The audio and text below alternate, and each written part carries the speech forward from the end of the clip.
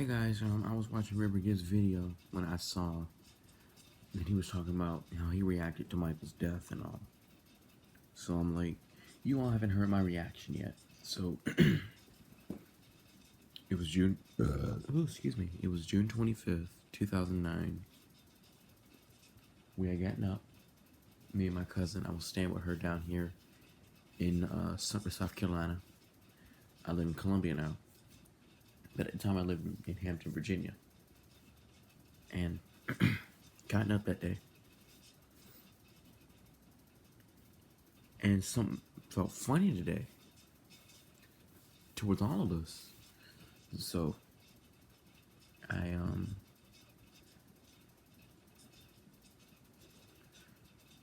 my aunt, it was Thursday, so we got out of daycare or day camp or whatever. So I remember before they even started talking about Michael, it was around 11:30. Turned on the TV, news was on. Well, actually, my granddad, he was watching the news. And so Michael Jackson comes on. So he's like, oh no. So we're all basically glued to the TV. So 5 minutes turns into 10 minutes, then into 15, then 30, then an hour. So 73 minutes in, we finally get a press statement from Jermaine Jackson. And it reads, oh, and if you're wondering why I'm in complete black, it's because I'm actually in the bed right now. Like getting ready to go to sleep. Like if you can look very closely, that's my window back there. It read, this is going to be hard. My brother, the legendary king of pop, Michael Jackson, passed away on June 25th, 2009 at 2:26 p.m. He collapsed at his home earlier this morning. Please, for the sake of my mother and the rest of our family and Michael's children, can the press, news, and media leave us alone, please? For we're in a time of mourning. When I found that out, I immediately called my mother. I called her, and this is to the best of my knowledge, from what I remembered. Now, I wasn't a huge MJ fan as she was at the time, but I was pretty good known about him. But now I'm overtopping her with Michael. But when I found out that Michael was murdered, and the reason why I use murdered is because Conrad Murray did legally kill him. Involuntary manslaughter.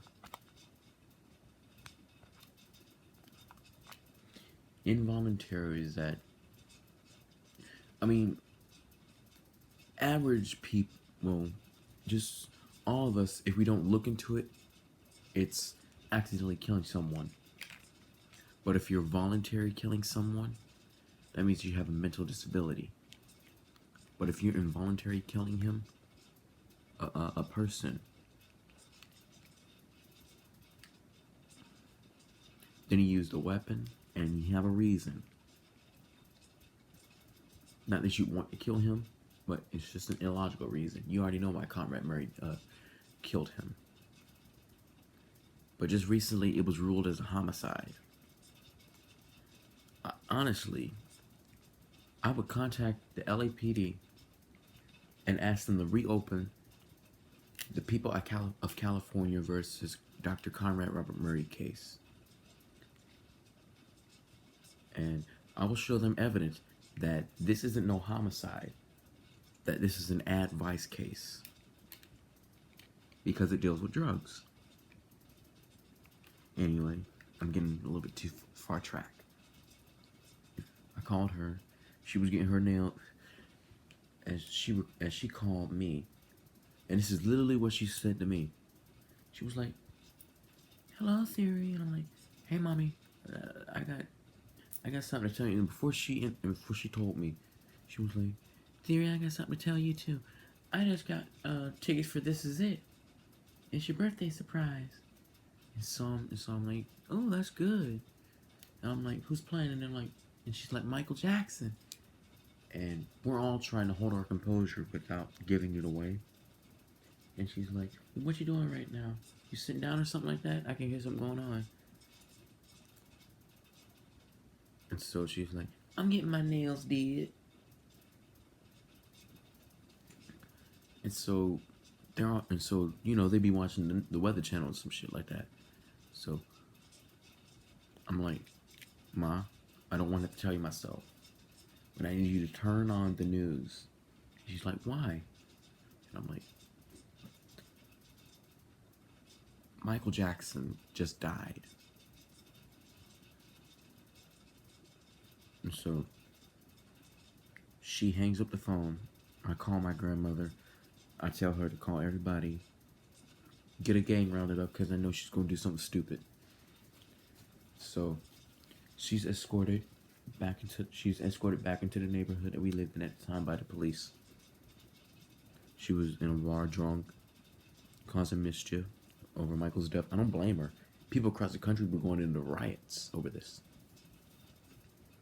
And she wasn't arrested, but it was 2 a.m, and I called my granddad and told him, look, I know that it's a short circumstance, but I need to head back to Virginia.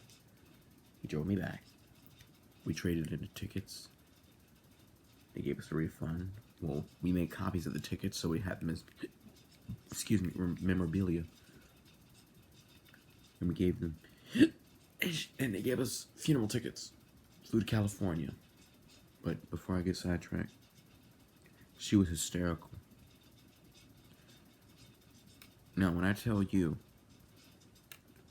if you have a mother and you can see that she is severely upset about something, now in my eyes, I could see that my mother was so distraught.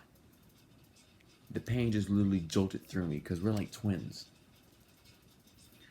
It hurt me to the point where I literally couldn't stand it. She used to cry herself to sleep in a pool of her own tears. That's how bad it was. I'm serious. We were all sick, but not as much as her.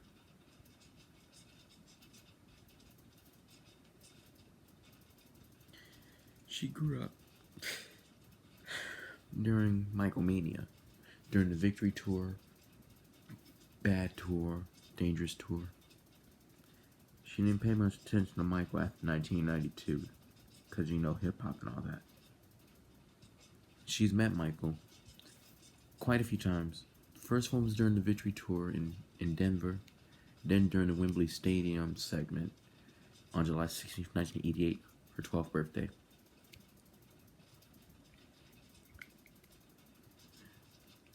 Then she got to see Michael again in Bruini, the World Concert in 1996 on her birthday again. She was 20. And after the Bruini concert, Michael had stopped by. And they happened to be there, so she actually got his number, and she got to go see him in the Madison Square Garden concert twice.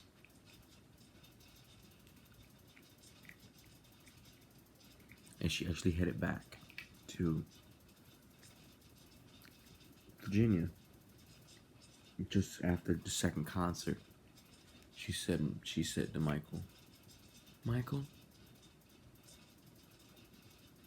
I'm heading back. I have to be back to work early tomorrow. So he's like, okay, well, thanks for coming. And so my dad and her, she found out she didn't have to go to work the next day. They were cruising down the road, and I wasn't even conceived at the time. I was conceived a month later, in October 2001, just shortly after the release of GTA 3. They were in the car. So they were like, the Twin Towers just got hit by planes, and I'm not going to get into that because that's very upsetting to me. So she called Michael, made sure he was okay. He said, I'm heading back to Neverland. And she told him, well, he told her that he was bringing another child into the world and he couldn't do it like this. So I met him, and I actually got to play with Blanket when we were both infants. And so we went to the funeral. My mom she actually composed an entire outfit just dedicated to him from the Victory Tour. Hand stitched glove. She had me in one too. Came back home. She was actually looking a lot better than she did when she first started. Now,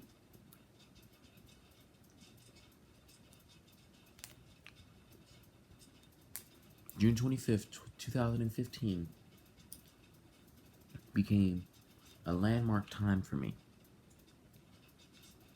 because it was the first time that I have ever played Michael Jackson Experience for the Wii. Non-stop, all songs.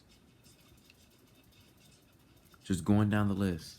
But I've changed it up a bit, like going from every era or just doing it tour-like style. Every year since then. As paying tribute. Now, I remember this year my grandmother, she calmed me down. She was like, Joe Jackson's been rushed to the hospital.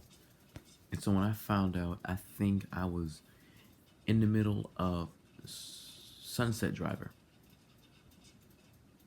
And I literally wore a pair of socks down to the point where they have a bunch of holes in them. And I still have them from that day.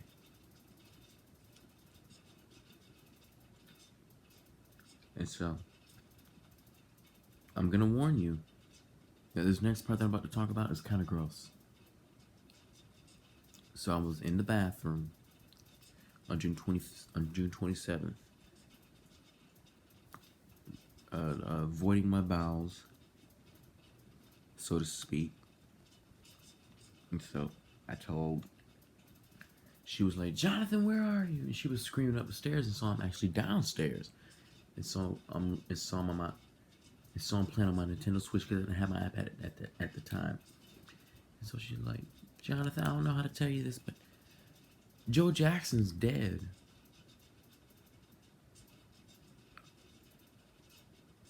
I literally start ripping toilet paper off the roll. Well, I'm not going to explain that part, but you know where I'm getting at. So I flush the toilet. I'm getting up, trying to wash my hands as quick as I can.